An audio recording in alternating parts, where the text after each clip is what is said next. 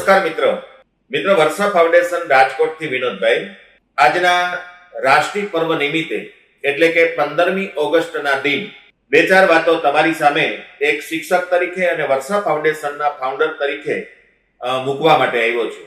મિત્રો હમણાં અમારા રાજકોટની અંદર ભ્રષ્ટાચારે ભરડો લીધો છે। ઘણા બધા અધિકારીઓને સસ્પેન્ડ કર્યા પછી પણ જ્યારે નવા અધિકારીઓ આવે એ પણ કોઈ જાતનું વિચાર કર્યા વગર ભ્રષ્ટાચારો કરે છે।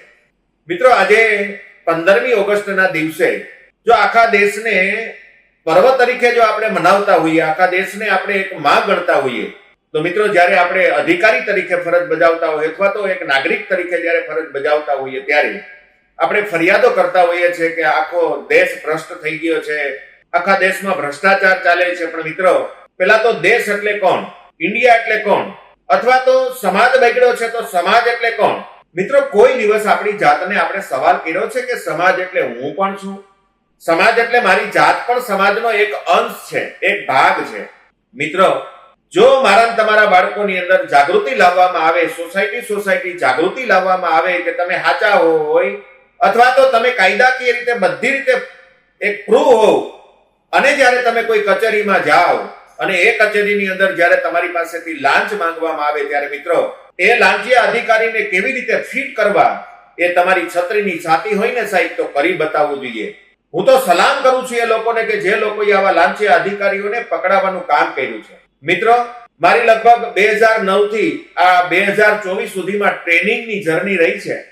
મેં અનેક 18 વર્ષ પછીના લોકોને ટ્રેનિંગ આપી છે માઇન્ડ પાવરની, જેમાં કોન્શિયસ અને સબકોન્શિયસ માઇન્ડની અનેક ટ્રેનિંગો આપ્યા પછી આજે જ્યારે અમે બાળકોને પકડ્યા છે એનું એકમેવ કારણ છે મિત્રો કે મારા આ વર્ષા ફાઉન્ડેશનના બાળકોમાં હું એવું ઈચ્છું કે એવો એક અધિકારી બને કે જે અધિકારી પોતે હરામનો એક રૂપિયો ન લે અને સમાજની સારા મજાની સેવા કરે અને ગવર્મેન્ટે જે ચાર્જ આપ્યો છે, ગવર્મેન્ટે જે સેવા કરવા માટે આપ્યું છે એ સેવા સારી રીતે પોતે બજાવે, નિભાવે અને એ લોકોનું કલ્યાણ કરે, નાગરિકોને સારો જવાબ મળે।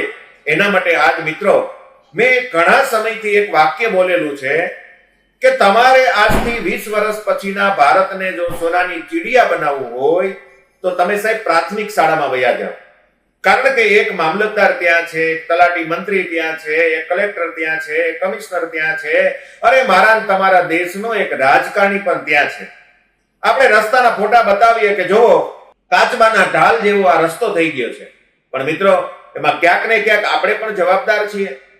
જ્યારે કોઈ પણ કામ ચાલતું હોય ત્યારે ભારતના નાગરિક તરીકે જરા પણ આપણને એમાં કંઈક નબળું દેખાય તો મિત્રો મારો તમારો અધિકાર છે કે એ શાખાનો કોન્ટેક્ટ કરીએ અથવા તે જે વિભાગનું કામ હોય એ વિભાગની વડી કચેરીએ જઈ અને મોટા અધિકારીને રજૂઆત કરીએ।